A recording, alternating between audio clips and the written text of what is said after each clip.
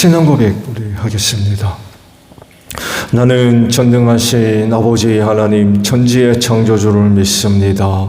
나는 그의 유일하신 아들 우리 주 예수 그리스도를 믿습니다.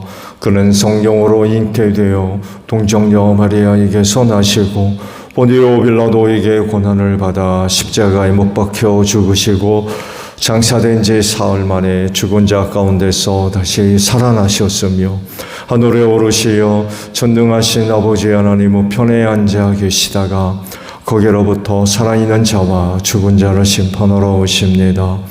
나는 성령을 믿으며 거룩한 공교회와 성도의 교제와 죄를 용서받는 것과 몸의 부활과 영생을 믿습니다.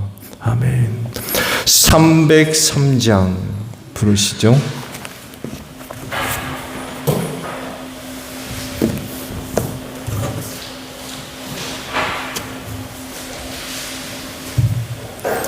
찬송가 303장이에요.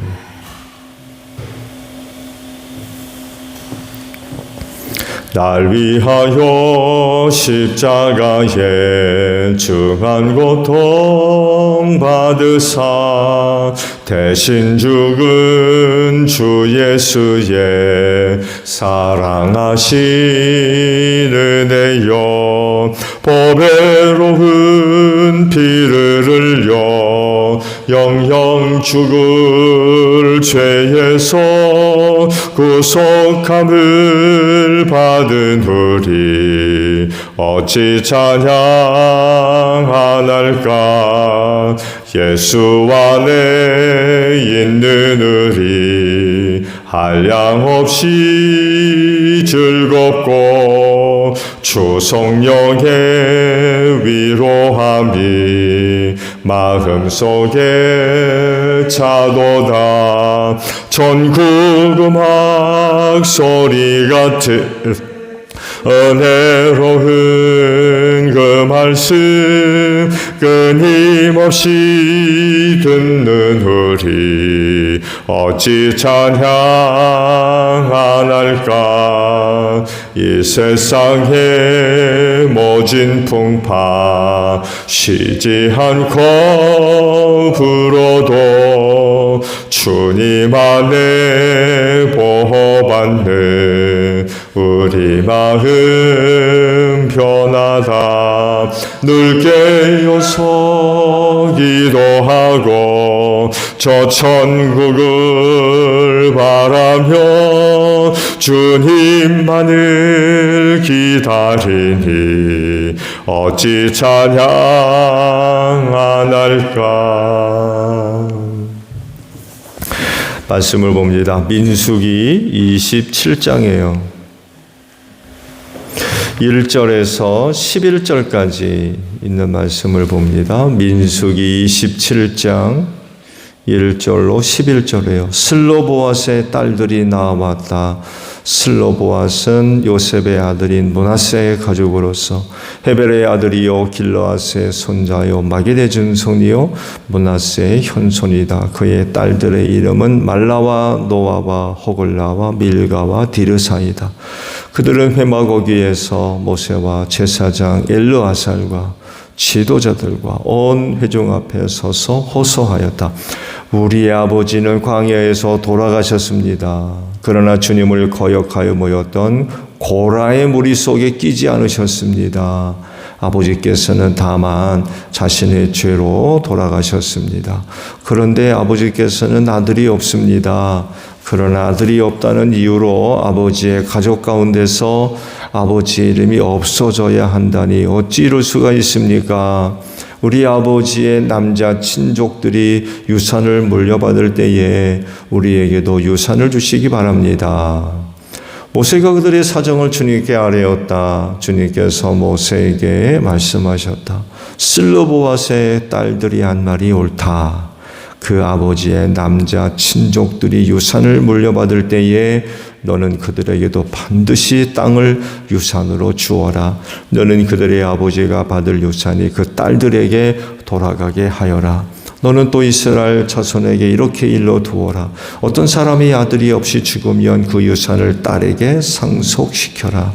만일 딸이 없으면 그 유산을 고인의 형제들에게 주어라.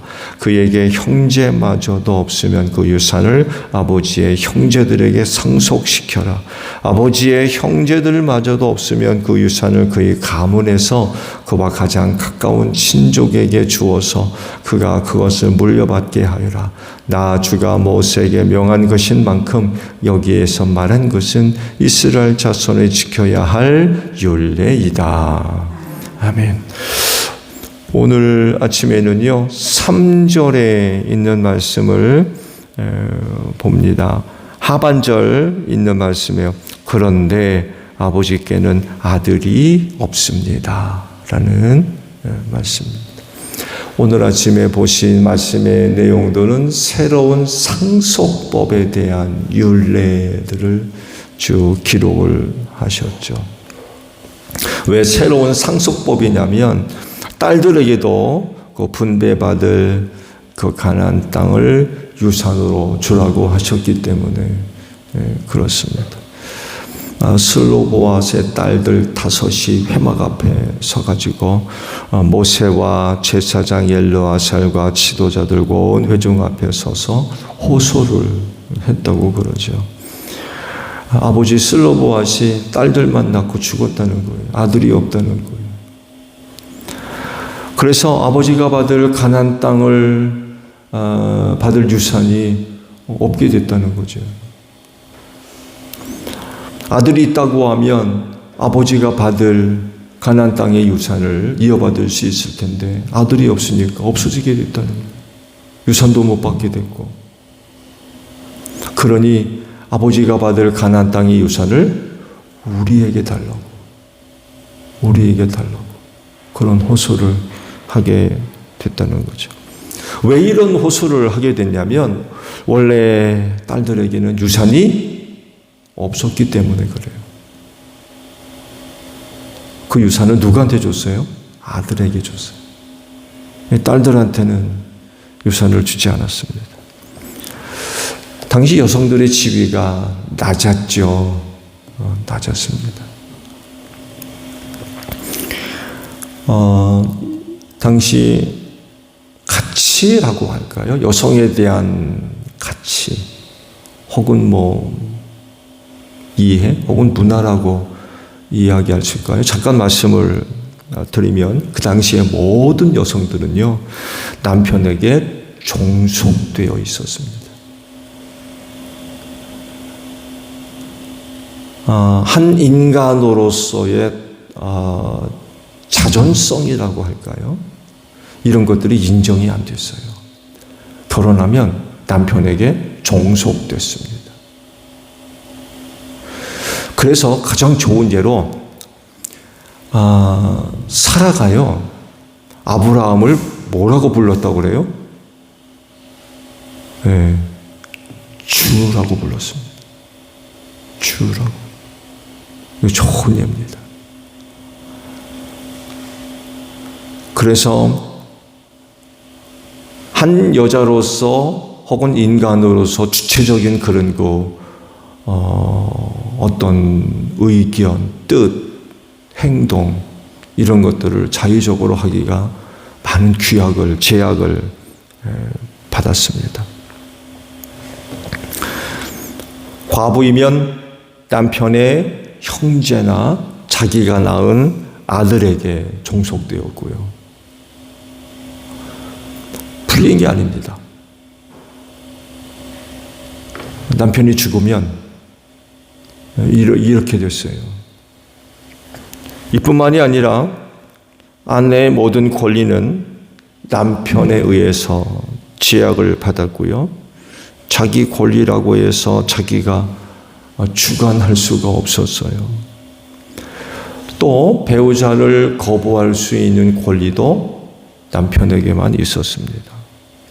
심지어는요, 섬기는 신에 대한 신앙적인 고백들, 서원을 포함한 고백들, 이런 것도요, 남편이 동의하지 않으면 무효였습니다.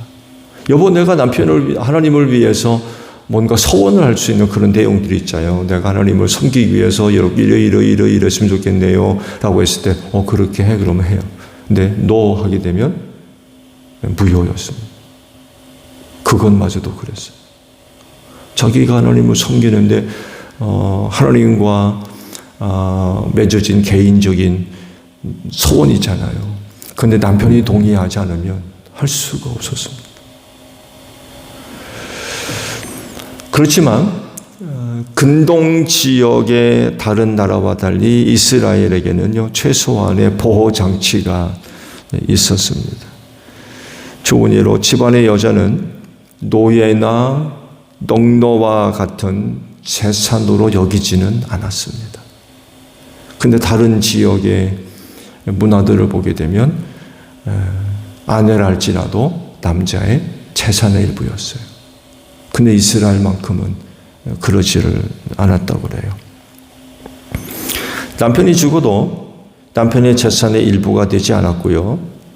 친정으로 돌아갈 수 있는 고난이 있었다고 그래요.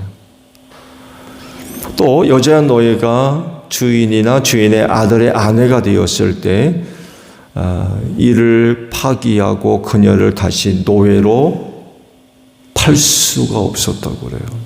노예랄지라도 결혼해서 아내가 되면 다시금 노예로 만들 수 없었다는 거예요. 이렇게 최소한의 조치가 있었지만 여전히 여자들의 위치는 낮았습니다. 남자들과는 달랐던 거죠. 상속법을 보면은요, 첩이 낳은 아들은 상속권이 없습니다. 그러나 그 첩의 아들이 본처의 양자가 되면 받을 수 있었어요. 아들이 있는 집에 딸들은 상속권이 없었어요. 말씀드렸죠? 딸들에게는 유산을 주지 않았습니다. 아들에게만 주어졌죠. 특히 장자는 다른 아들에 비해서 2배 이상을 받았다고 그래요. 장자로서 집안에서 해야 할 여러 가지 역할들이 있었기 때문에 그랬다고는 하는데, 여하간 장자하게 되면 다른 아들들보다도 2배 더 많게 유산을 주었다고 합니다. 근데요, 슬로보아스의 집안과 같은 상황이라고 하면 딸들에게도 상속권이 주어졌습니다. 그것을 오늘 말씀을 하고 있는 거예요. 전에는 그렇지를 못했다는 거예요. 근데 슬로보아스의 딸들이 문제 제기를 했을 때 하나님이 뭐라고 그랬어요? 옳다. 그들의 말이 옳다라고 그러셨어요. 그래서 아들이 없을 때 딸들에게도 아버지가 받을 유산을 그들에게 주게 하셨던 거죠. 근데 조건이 하나 있어요. 조건이 하나 붙었습니다. 그 조건은 다른 것이 아니라 아버지의 친족들에게 시집가야 될 조건이 붙었어요. 아버지의 친족 가운데 누구랑 결혼을 해야 돼요. 왜냐하면 가문과 지파에 주어진 땅이었어요. 지금 가나안 땅을 분배받아야 되잖아요. 가나안 땅에 들어가면 제비 뽑아서. 그렇게 해서 지파에게 주어진 그 땅이 다른 지파에게 넘어가는 것을 방지하기 위해서 그랬어요. 그 지파에 준 땅이 딸들이 결혼을 다른 지파 사람이랑 하게 되면 그 땅이 어디로 넘어가요? 그리 넘어가거든요. 그래서 하나님께서 유업으로 어느 가문에 어느 지파에 주신 그 땅이 다른 지파로 넘어가지 않도록 하기 위해서 딸들에게 유산을 줄 때에는 반드시 그 지파, 그 아버지의 친족 가운데 누구랑 결혼해야 될 조건이 붙었습니다. 그래야만 유산을 줄 수가 있었던 거죠. 그래서 결국 슬로보아스의 5 딸들은요, 사촌 오빠들과 결혼합니다. 그게 어디에 기록되어 있냐면 역대상 23장 22절에 기록되어 있어요. 사촌 오빠들, 거기 보면 기스의 아들들과 결혼했더라 라고 기록되어 있습니다. 사촌 오빠들과 결혼함으로써 아버지의 유산을 받을 수가 있었습니다. 상속인이 없으면 그의 재산은 남자 친족들에게 넘어가는데, 순서로는 죽은 사람의 형제들, 그게 없으면 죽은 자의 아버지의 형제들, 또 그것마저 없으면 시족 중 죽은 자와 가까운 형제들에게 그 유산이 주어지게 됐다고 그래요. 근데 죽은 자의 부인에게는 상속되지 않았습니다. 이게 상속법이에요. 말씀을 잠깐 드린 대로 슬로보아스의 딸들이 건의한 의견에 대해서 하나님이 인정해 주셨어요. 그들의 말이 맞다. 인정해 주셨어요. 그렇게 함으로써 새로운 유산 상속 제도를 제정을 하시게 됐던 거죠. 그런데요, 슬로보아스의 5딸들이 상속 문제를 갖고 호소할 때에 이런 이야기를 해요. 다른 게 아니라 고라의 반역 사건을 언급합니다.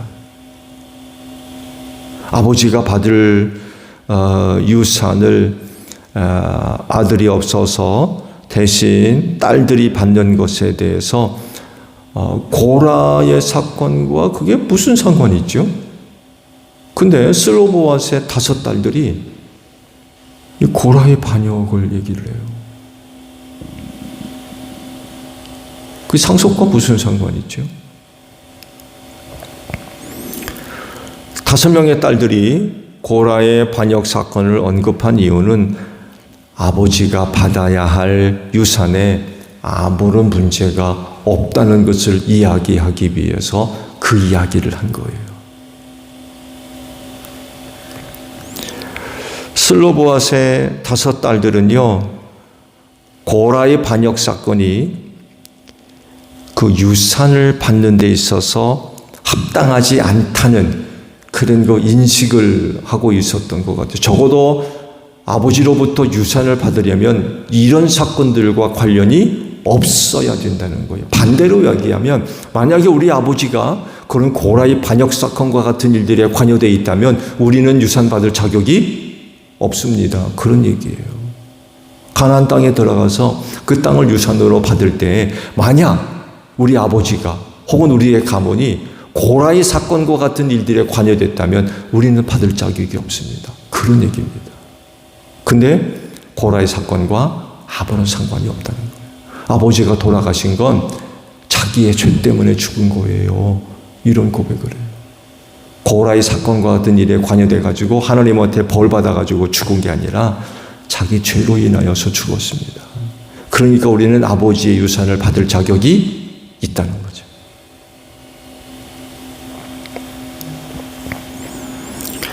그 슬로보아스의 5딸들이요, 고라의 반란 사건을 자기들이 받을 유산과 연결시키는 것을 보게 되면 당시 사람들에게 그 고라의 사건이 큰 충격이 됐었던 것 같아요.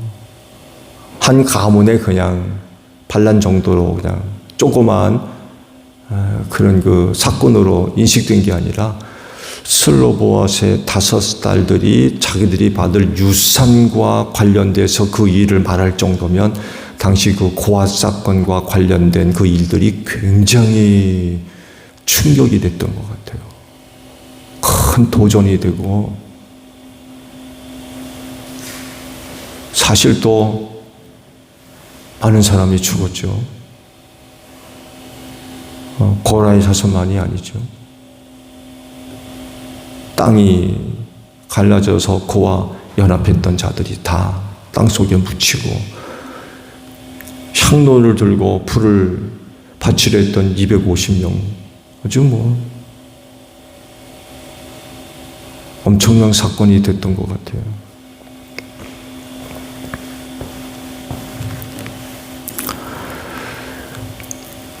그 가나안 땅을 유산으로 받는 일은 결국 하나님으로부터 받는 은혜로 인식이 됐던 것 같아요.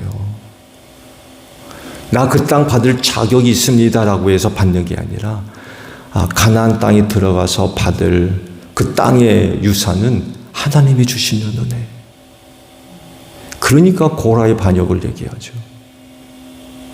그렇죠? 그것이 하나님으로부터 받을 은혜로 얘기되지 않고 마땅히 다른 어떤 이유들로 인하여서 받을 자격을 이야기한다면 고라의 반역 사건과 자기 아버지와 연결되는 그런 이야기는 하지 않았을 겁니다. 근데 고라의 반역 사건이 하나님의 은혜를 이야기할 때 굉장히 심각한 문제였다는 거예요. 하나님으로부터 은혜로 그 땅을 유업으로 얻으려면 그런 일은 없어야 된다는 거예요. 그렇게 인식하고 있었던 거예요. 그만큼 고라의 그 반역 사건이 굉장히 큰 충격이 됐었던 것 같아요. 다른 하나는요, 딸들의 통찰력입니다. 영적인 통찰력. 자기 아버지 슬로보앗이 죽은 것에 대해서 정확한 이해를 하고 있었다는 거예요. 뭐라고 얘기합니까? 자기 죄로 죽었습니다. 이런 얘기를 해요. 자기 죄로 죽었습니다. 이건 굉장히 놀라운 고백입니다. 이전에 어떤 사람들은요, 자기들이 광야로 돌아다니면서 여러 가지 어려운 일을 만났을 때에 모세와 아론에게 와서 무슨 얘기합니까? 죽을 데가 없어서 이곳으로 이끌어내가지고 우리를 죽이려고 그러냐고. 원망하고 불평하고 어느 때는 죽이려고까지 들었어요. 자기들이 왜 광야를 그렇게 돌아다녀야 되는지 몰랐다는 거예요. 여러분, 그들이 왜 광야를 돌아다녀야 돼요? 왜? 자기들의 죄 때문에 그렇잖아요. 하나님이 그러셨잖아요. 20세 이상 계수함 받은 자는 한 사람도 가나안에 못 들어갈 거다. 왜 이런 말씀을 하셨었죠? 가나안 정탐 사건 때문에 그래요. 그때 10사람의 부정적인 헛된 소문에 빠져가지고 수많은 사람들이 난리법석을 떨었잖아요. 하나님께서 이것을 보시고 발걸음을 돌려서 광야로 나가게 하신 후 40년 동안 돌아다니게 했어요. 왜? 그들 다 광야에서 내가 쓰러뜨리겠다는 거예요. 그래서 그들이 광야를 돌아다니면서 60만에 이르는 사람들이 다 죽었어요. 계수함 받은 1세 되는 사람들 다 죽었습니다. 그것을 슬로보앗의 5딸은 정확하게 보고 있었다는 거예요. 당신들 때문에 우리 아버지 죽었어요. 그런 얘기 하지 않았습니다. 자기 죄로 인하여 죽었습니다. 라고 고백을 합니다. 여러분, 지금까지 말씀을 봐왔죠. 슬로보앗의 5딸들과 같이 광야에서 죽을 수밖에 없는 이유를 두고 이렇게 고백한 적 보셨습니까? 한 번도 없었습니다. 그거 우리 죄 때문에 그래요. 우리가 광야에서 쓰러진 것, 우리 아버지가 광야에서 죽은 건 죄 때문에 그래요. 이렇게 인정하고 고백한 적이 한 번도 없습니다. 원망하고 불평하면 불평했지, 이거 우리 죄 때문에 그래요. 이래 나 죄 때문에 그래요. 우리 아버지 죄 때문에 그래요. 이런 얘기 한 적이 없어요. 근데 슬로보앗의 5딸들은 정확하게 보고 있었던 거예요. 영적 통찰력인 거죠. 왜 우리 아버지가 광야에서 쓰러져 죽어야 되느냐라는 물음 앞에 아버지의 죄 때문에 그렇다. 아버지의 죄 때문에 그렇다.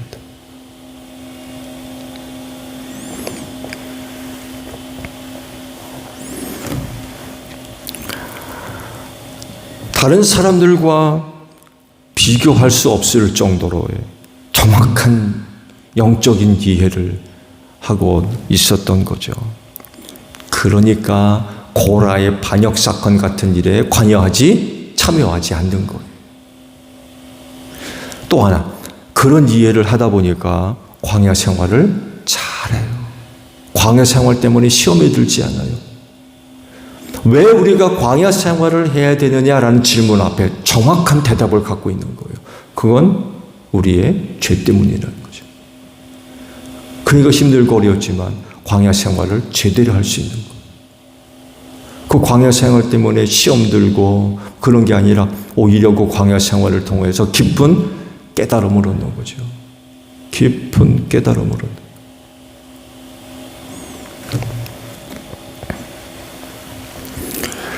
그래서 우리 그리스도인들도요, 슬로보아스의 5달과 같은 영적 통찰력을 갖고 있을 필요가 있겠죠.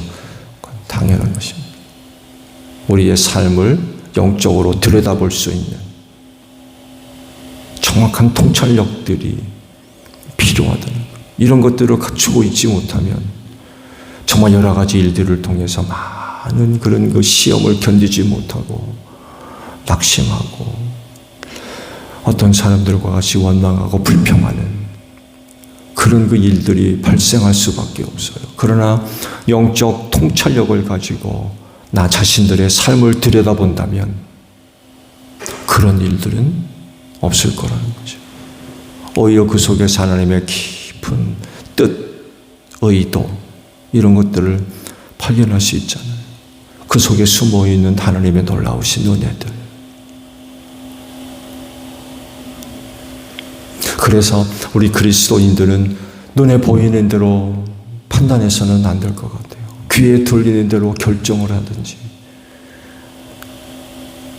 어떤 느낌이나 감 따라서 행동을 하는 그런 것들은 지양해야 될 것 같아요. 내 안에 내주하시는 성령의 도우심을 통해서 영적 통찰력을 가지고 우리의 삶의 내용들을 들여다볼 수 있는 슬로보아스의 5딸들 참 탁월한 그런 그 영적 통찰력을 가지고 있었던 것 같아요. 우리 아버지의 죄 때문입니다.